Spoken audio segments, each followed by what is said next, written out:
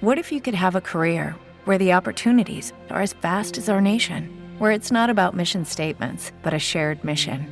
At U.S. Customs and Border Protection, we go beyond to protect more than borders. From ship to shore, air to ground, cities to local communities, CBP agents and officers are keeping people safe. Join U.S. Customs and Border Protection and go beyond for something far greater than yourself. Learn more at cbp.gov/careers. Hey guys, it is Ryan. I'm not sure if you know this about me, but I'm a bit of a fun fanatic when I can. I like to work, but I like fun too. It's a thing. And now the truth is out there. I can tell you about my favorite place to have fun. Chumba Casino. They have hundreds of social casino style games to choose from with new games released each week. You can play for free anytime, anywhere. And each day brings a new chance to collect daily bonuses. So join me in the fun. Sign up now at ChumbaCasino.com. No purchase necessary. VGW. Void where prohibited by law. See terms and conditions. 18 plus. From Hollywood, it's time now for... Johnny Dollar. Randy Singer at headquarters, Johnny. Oh, hi. More information on Tony Ricardo? Only what I told you before. Look out for him. Randy, that doesn't sound like anybody that a gal like Carol Sharp would be associated with. Who knows? For a cut of her money, most anybody'd be willing to act like a nice old coot. Till he got his hands on it. Yeah, I know what you mean. But now I thought you were going to set up a seance for me. Or couldn't you find a crystal ball? I'm working on it. I'll call you. Yeah, do that.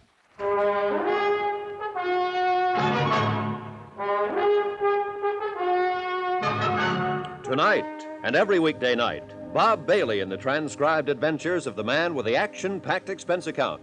America's fabulous freelance insurance investigator. Yours truly, Johnny Dollar.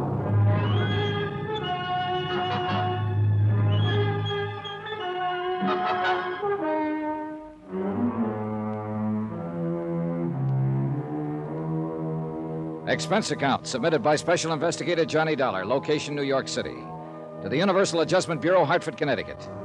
Following is an accounting of expenditures during my investigation of the matter of the medium. Well done.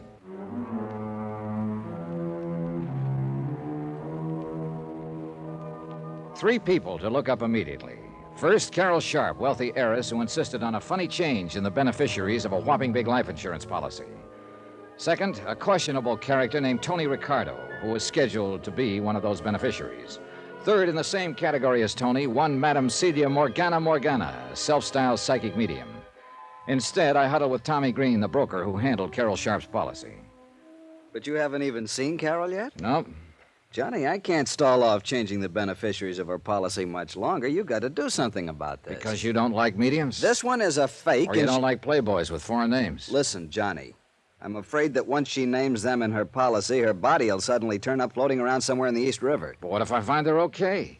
In spite of the opinion of Sergeant Singer of the NYPD. What did he say? Oh, not much.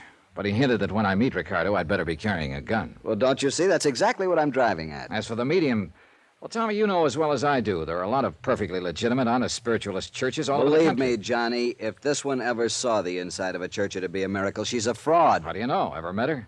I know how these phonies operate. Ever met her? No, I haven't. I haven't the least idea where to look for her. That's why I sent for you. But you haven't even seen Carol yet. Now, look. Tommy, I've taken a place in her apartment hotel, the Bell Towers. Oh, you expense account boys. And I'll meet her as soon as I can, in my own way.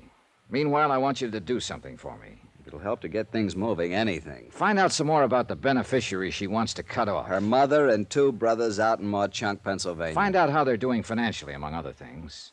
How, Johnny? Hire another investigator? I take it that you don't want them to know about it. Well, why don't you cook up some kind of a news item about Carol, the local girl in the big city, and phone it in to the local newspaper editor. Those small-town papers love that sort of stuff, and the editor will probably talk his head off about the family if you encourage him a bit. What kind of a news item? Oh, anything that's harmless. Sounds like something you'd be better at than I am. Tommy, I've got other things to do. Plenty. Armed with the snapshot of Carol, I took a cab to the Bell Towers. And I hoped that somehow, and without making it too corny or obvious, I could figure a way to get next to Carol Sharp. As it turned out, it was both corny and successful. You see, the automatic elevator in the towers is a slow one. Will you push the button for 12, please? Oh, surely, miss. I'm only going to the... What's the matter? Huh? Oh, I'm sorry. Here, I'll push No, it. no. I beg your pardon. Well, I'm sorry, but I can't believe this. Unless I'm psychic. Now, look, mister, this city is too big and sophisticated for... Is something wrong with you? You did want to get off on the 10th floor, didn't you? Yes. Yes, I did. Well, we're here. Floor 10, so... Mister, did somebody hypnotize you? Yes. No. Oh, please, miss, excuse me. It's just that I can't believe... Oh, I'm terribly sorry. Well, when I was a kid, I used to have a dream over and over again about a beautiful girl, and her name was Carol. What? The same dream over and over, and it startled me just now because you look just like she did. Oh, but it's all nonsense, and I know it, and I apologize. Carol, did you say? Yes, but it was just a dream, and probably I just imagined that you resemble her, and I'm terribly sorry. I know what this must look like to you. Yes. Like a veridical dream. What? A truth dream. It's a psychic phenomenon. Oh, that. Well, I'm sorry, but I don't believe in that sort of stuff. Oh? Well, it just happens that there are thousands of cases on record, and by people of reputation and responsibility. Oh, sure. But now, excuse me, and again, I want to apologize for this embarrassing moment. Goodbye. I could see over my shoulder that she left the elevator door open until I'd gone into my suite across the hall. I sat down next to the broad window overlooking the East River, crossed my fingers, and waited. 10 minutes. 15. Hello? Mr. Dollar, Yes, who's that? this is Carol, What? your dream girl. Hello? Oh, I get it. I made a fool of myself in the elevator, and now you're rubbing it in. No, I didn't mean it that way. I hope you don't think I'm being forward, but I'd like to talk with you. About your dream, I mean. What's that mean? And I was afraid you thought I was trying to pull a fast one in the elevator. But, how did you know who I am? I just asked the desk clerk who was in 1013. My name is Carol Sharp. Then it really is Carol. Well, that's amazing. That's why I want to talk to you. Well, there's a nice cocktail lounge downstairs. In half an hour? In half an hour. Bye. Dollar, you are a fast one. Now, let me see. Johnny Dollar. Randy Singer. Yeah, I want to know. Well, what's the matter? After what I've been talking to, this is a come down. Now, what do you do? Oh, you met Carol Sharp. Sure huh? did. Oh, look, I've set up the seance I promised. You still want it now that you've met the girl? Sure. I want to find out what this stuff is all about, how those people operate and so on. Want to pick me up here at the towers? Why don't you meet me here at headquarters, and you can look over the file on Tony Ricardo. Good idea. I'll be clear any time after 6. Better make it around 7. I've got a date for cocktails. Are you in town on a case, or... With Carol Sharp. You lucky dog. See you later.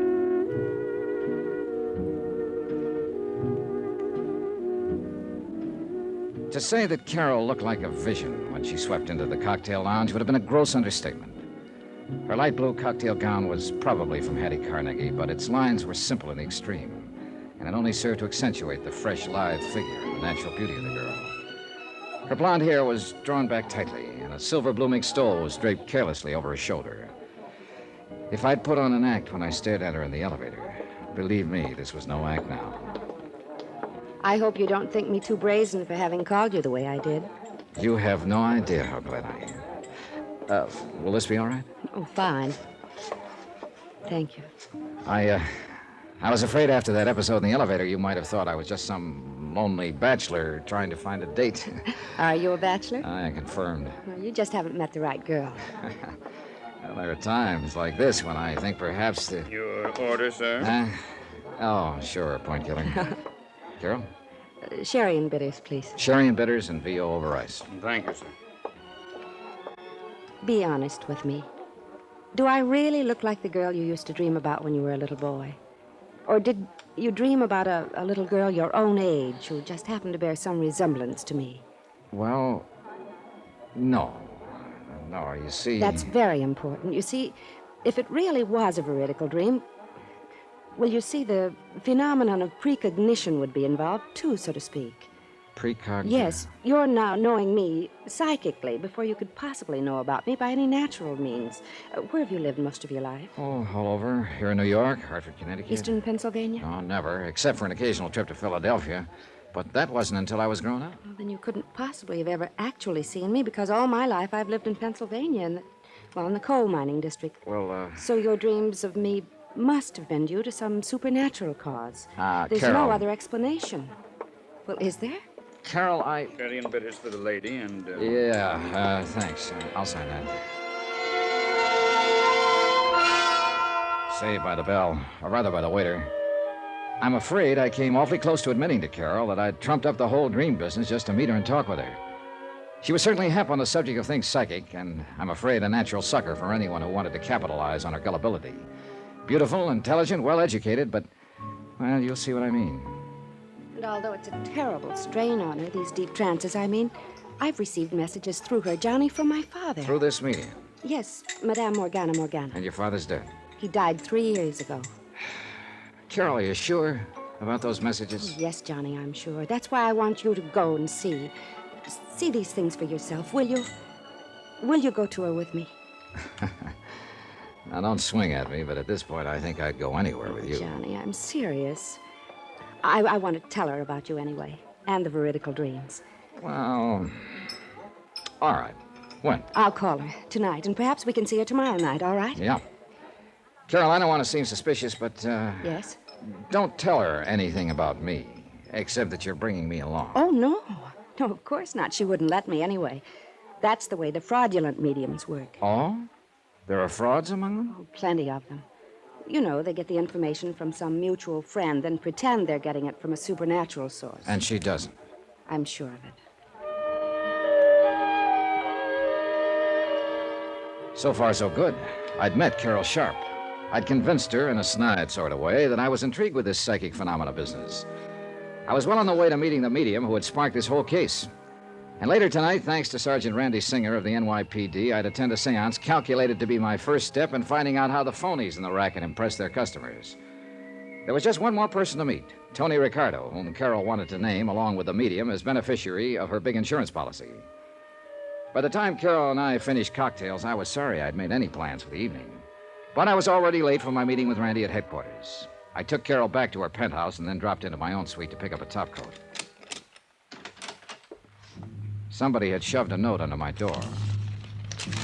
Mr. Johnny Dollar, if you value your life, you'll stay away from Carol Sharp.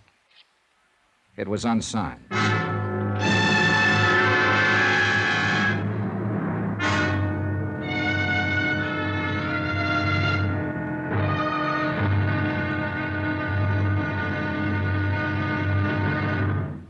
Now, here's our star to tell you about tomorrow's intriguing episode of this week's story. Tomorrow, I find out a thing or two about a killer and about a medium not so well done. Join us, won't you? Yours truly, Johnny Dollar.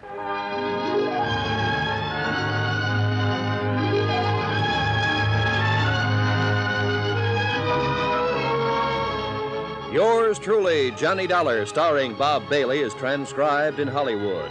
It is produced and directed by Jack Johnstone, who also wrote tonight's story. Be sure to join us tomorrow night, same time and station, for the next exciting episode of Yours truly, Johnny Dollar. Roy Rowan speaking.